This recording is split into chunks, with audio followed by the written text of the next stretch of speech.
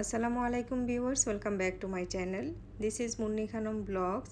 আজকে আমি আপনাদের জন্য নিয়ে এলাম আমাদের বাঙালিদের মোস্ট পপুলার একটি ইফতারি আইটেম, সেটা হলো পেঁয়াজু। অবশ্য শুধু ইফতারি আইটেম বললে ভুল হবে, এটা আমরা নর্মাল ডেতেও খেয়ে থাকি, বিশেষ করে বৃষ্টির দিন হলে তো কথাই নেই। তো এই পেঁয়াজু কীভাবে অনেকক্ষণ পর্যন্ত মুচমুচে রাখা যায় এবং চটজলদিভাবে কিভাবে ফ্রিজ থেকে নামিয়েই আমরা সাথে সাথে পরিবেশন করতে পারি, সেই টিপস এবং ট্রিক্সগুলি সহ আমি আপনাদেরকে আজকে দেখিয়ে দেব। তো দেখতে হলে আমার পুরো ভিডিওটি একটু ধৈর্য সহকারে দেখে নেবেন। তো চলুন আপনাদেরকে আমি প্রস্তুত প্রণালীটি দেখিয়ে দেই। প্রথমে আমি এরকম একটি বোল নিয়েছি, সেটাতে আমি মুসুর ডাল নিয়ে নিচ্ছি মেজারমেন্ট কাপে 1 কাপ। আপনারা আপনাদের পছন্দ মতো ডাল এখানে ইউজ করতে পারেন। আর আমি এখানে নিয়ে নিচ্ছি পোলাওর চাল হাফ কাপের চেয়েও কম। তো এটাকে আমি এখন পরিমাণ মতো পানি দিয়ে দেব। এটাতে পরিমাণ মতো না, মানে এর চেয়ে ডাবল পানি, যেন এটা ডুবে থাকে এরকম, ডালটা যেন ডুবে থাকে এরকম পানি দিয়ে তারপরে এটাকে আমি প্রায় 4 ঘন্টার জন্য ভিজিয়ে রাখবো। মিনিমাম 3-4 ঘন্টা ভিজিয়ে রাখলেই হবে। তো 4 ঘন্টা পরে আমি এই ডালটাকে ধুয়ে পরিষ্কার করে পানিটা একদম নিংড়িয়ে একটা বাটিতে নিয়ে নিয়েছি। আর আমি এখানে নর্মাল আমাদের যে ব্লেন্ডার মেশিন, ওটা আমি আজকে ইউজ করব না। এখানে আমি এই হ্যান্ড ব্লেন্ডারটা আজকে ইউজ করব। হ্যান্ড ব্লেন্ডারে করলে হয় কি যে একদম স্মুথ হয়ে যায় না ব্যাটারটা, এটার পেঁয়াজুটা খেতে খুব ভালো লাগে। তো এখন আমি মশলাগুলি দিয়ে দেব। এখানে আমি 1 চা চামচ রসুন বাটা, 1 চা চামচ আদা বাটা, 1 চা চামচ ধনে গুঁড়ো, 1 চা চামচ লবণ, মানে স্বাদ মতো লবণ দিয়ে দিবেন, হাফ চা চামচ হলুদের গুঁড়া, হাফ চা চামচ মরিচের গুঁড়া, 1 চা চামচ পরিমাণ কাঁচামরিচ কুচি, 2 টেবিল চামচ পরিমাণ ধনে পাতা কুচি, আর দিয়ে দিব এখন 1 কাপ পরিমাণ পেঁয়াজ। আসলে পেঁয়াজুতে পেঁয়াজের পরিমাণটা বেশি হলেই ভালো লাগে, তাও আপনাদের পছন্দ মতো আপনারা দিয়ে দেবেন। সবগুলো ইনগ্রিডিয়েন্টস দেওয়ার পরে আমি এখন এটাকে হাত দিয়ে ভালোভাবে মেখে নেব।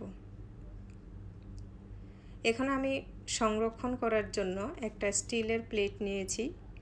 এখানে আমি সামান্য পরিমাণ তেল ব্রাশ করে নিচ্ছি প্লেটে। এখন আমরা যেভাবে পেঁয়াজুটা বানাই ঠিক ওই শেপে আমি সবগুলো পেঁয়াজু বানিয়ে নিচ্ছি। আপনারা যাদের ডিপ ফ্রিজ আছে বাসায়, বড় ডিপ ফ্রিজ, তারা বড় ট্রেতে করে নিতে পারেন। আমার সবগুলো পেঁয়াজু বানানো হয়ে গেছে। এখন আমি এটাকে ফ্রিজে রেখে দেব যতক্ষণ না পর্যন্ত এটা একদম শক্ত হয়ে যায়। শক্ত হয়ে যাওয়ার পরে আমি এটা প্লেটটা নামিয়ে নিয়ে আসছি।